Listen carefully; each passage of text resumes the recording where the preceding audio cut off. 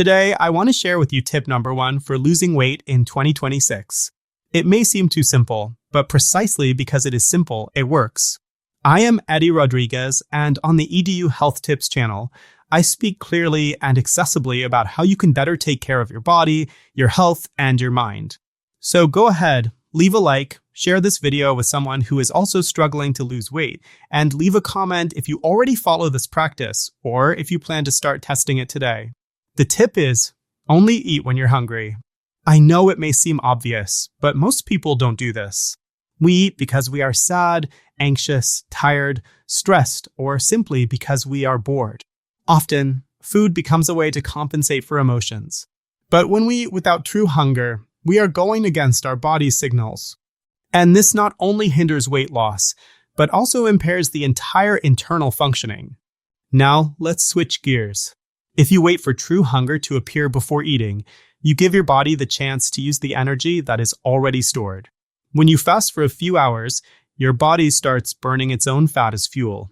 This is what we call intermittent fasting. And there's no need to complicate it.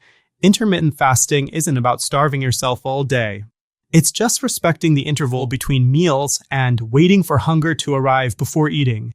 When you do this, you're literally fueling yourself with your own fat. And there are more benefits.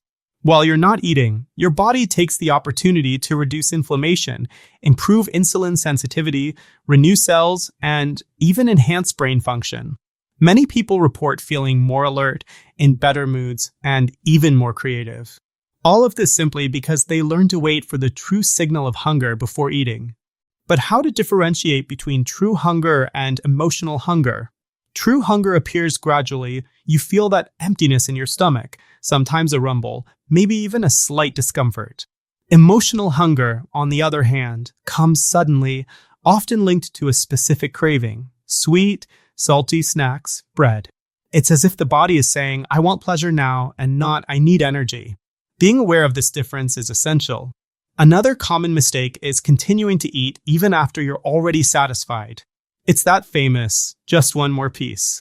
The problem is that this creates a vicious cycle. You train your body to never truly feel fullness and to always ask for more. Learning to stop when you're already satisfied is as important as waiting for hunger to start eating. Now let's talk about a silent villain: ultra-processed foods.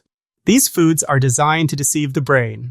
Industries spend millions to find the perfect combination of sugar, salt, and fat that activates a spot in the brain called the pleasure point. This point releases dopamine, which gives that immediate feeling of satisfaction. The problem is that this is addictive. The more you eat, the more you want to eat. Additionally, these products are poor in proteins and nutrients. The simple result is, you eat, you're not satisfied, and you keep looking for food. Think with me. When you eat without hunger, the body doesn't need that extra energy. So it will store this excess, mainly in the form of fat. This increases insulin levels, the hormone that stores energy. And when insulin stays high all the time, the body develops resistance. This means that more and more insulin needs to be produced to handle the same amount of food. This is the path to gaining weight, accumulating fat in the liver, in the belly, and even between organs. Over time, this leads to diabetes, high blood pressure, and various other diseases. A practical way to apply this is to reduce snacks between meals. Many people do well by having just 2 good meals a day. Others prefer 3. And there are those who can live well with only 1 more substantial meal. The secret is to listen to the body. I myself have tried several methods. In winter, for example, I usually have only 1 meal at the end of the day. In other times of the year, I have 2. It all depends on my routine and how much energy I need. And to facilitate this process, some tips are important. First, stay busy. Often we eat because we are bored. If you are active, engaged in tasks or hobbies, thoughts about food decrease. Second, organize your environment.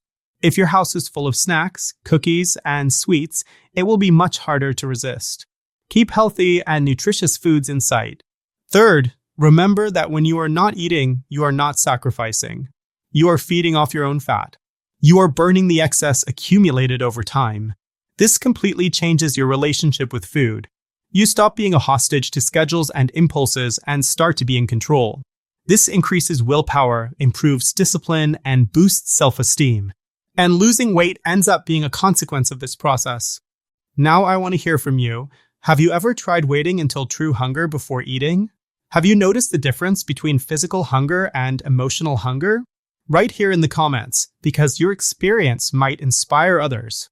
If this video made sense to you, leave a like, share it with your friends, and subscribe to the EDU Health Tips channel. Activate the notification bell to receive upcoming tips, because in 2026, I will continue bringing practical, easy-to-apply content that truly makes a difference in your life. And don't forget, the number one tip for losing weight in 2026 is simple but powerful. Only eat when you're hungry. Respect your body, listen to the signals, make good choices, and the results will show. See you in the next video.